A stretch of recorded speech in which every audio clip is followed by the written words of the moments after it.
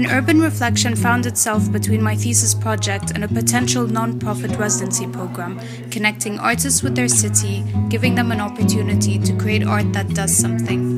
After several meetings with Hamzat Wassel, the residents of Jabal Al Qalaa, raising money and touring the area ourselves, the best part finally arrived, meeting the artists.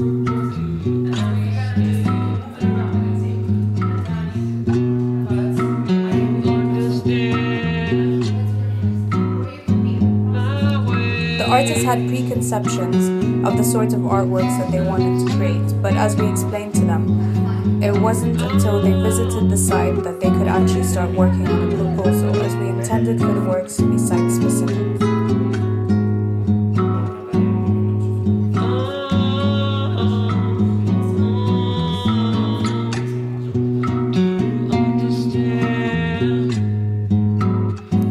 Once we had met with the artists and spoken to them about the concept, it was time to take them on a tour of the area with the help of Hamzat Wassel and the resident youth. أنا اسمي سالي ومعاي سعيد عمر مهند فرح وفدوى. 3 مجموعات زي ما انتم رح تتقسموا ل3 مجموعات. هم معاهم صورهم لأنهم هم بيعرفوا هاي المنطقة، بس هم رح يعطوكم انتم الصور، حاولوا تكتشفوا وين هاي المناطق بالجبل. وكل حدا رح يمشي لوت مختلف وبالنهاية رح نرجع فيها. في مناطق مهجورة، في مناطق فيها ناس، في مناطق فيها بيوت، في مناطق ممكن يكون هون هاي الروف توبس مصورينها. نكتشفوا أكثر عن هاي المناطق كيف احنا نقدر نستخدمها لأهداف الاكزيبيشن وأهداف العمل الفني اللي رح تكون فيه.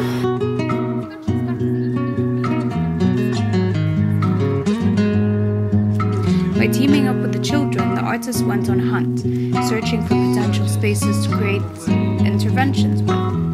The walk ended up being so much more than just that.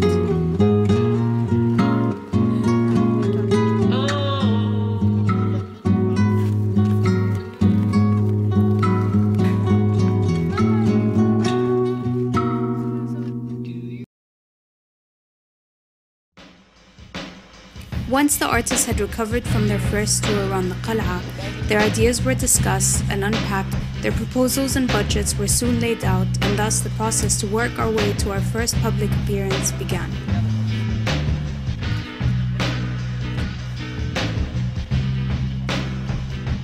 After doing a bit of research and spending a lot of time in the neighborhood, I realized that this neighborhood is one of the eldest in the city, with the strongest cultural and neighbor relations.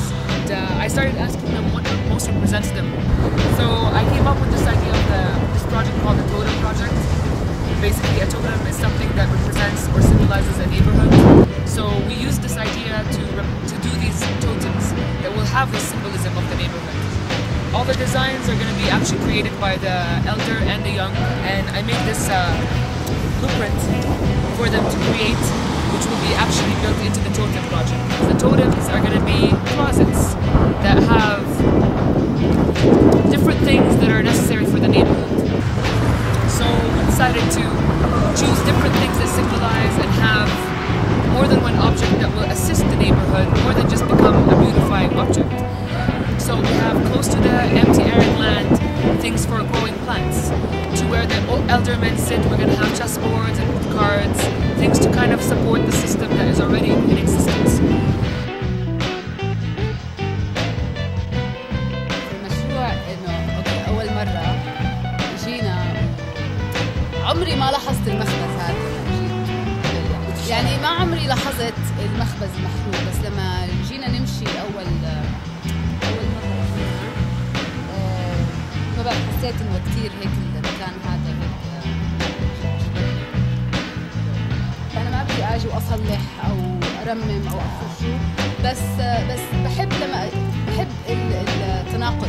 حسيت إنه ممكن يتحول من مزبلة لإشي يفوح بالحياة.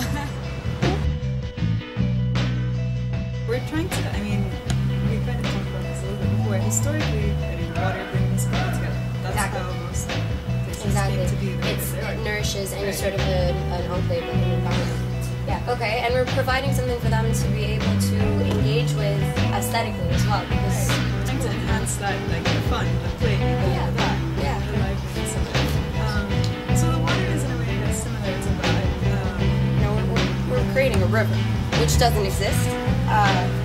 And it's exciting to be able to coin the term Nahr Al Qalaa when there's no actual water. It might inspire a sense of curiosity, maybe bring people over, and have people engage with a community that is more or less forgotten. Because there are two layers we're working with.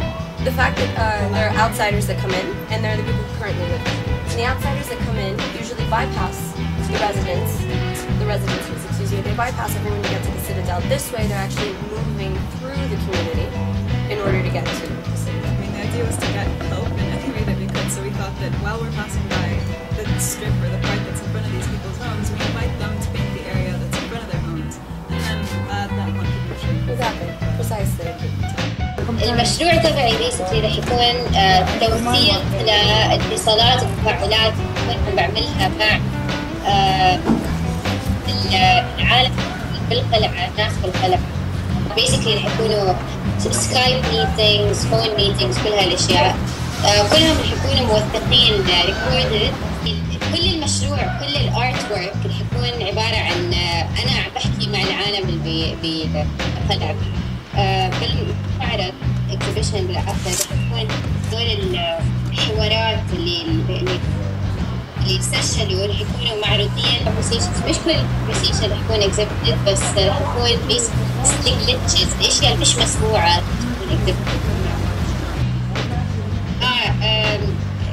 المسافة نفسها رح تكون like physical. المسافة بين بوسطن والقلعة رح تكون محطوطة as a physical object، مثل ممكن انها تكون خيط طوله 8900.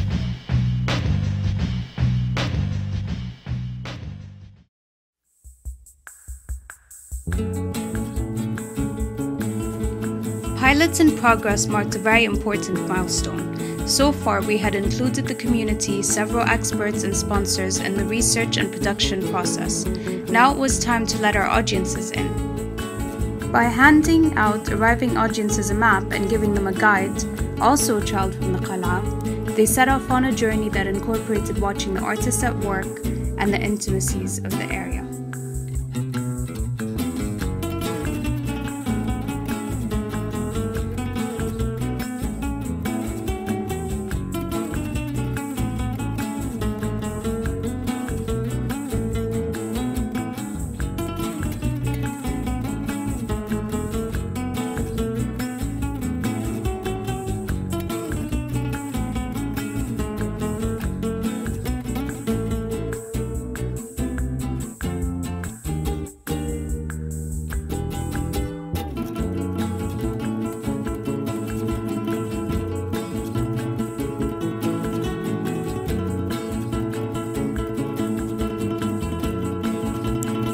Though the chaos of our first exhibition is debatable, one thing is certain.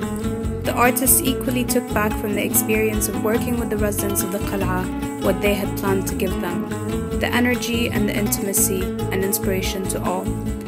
The artists finally get to enjoy their favorite part, which is completing the works.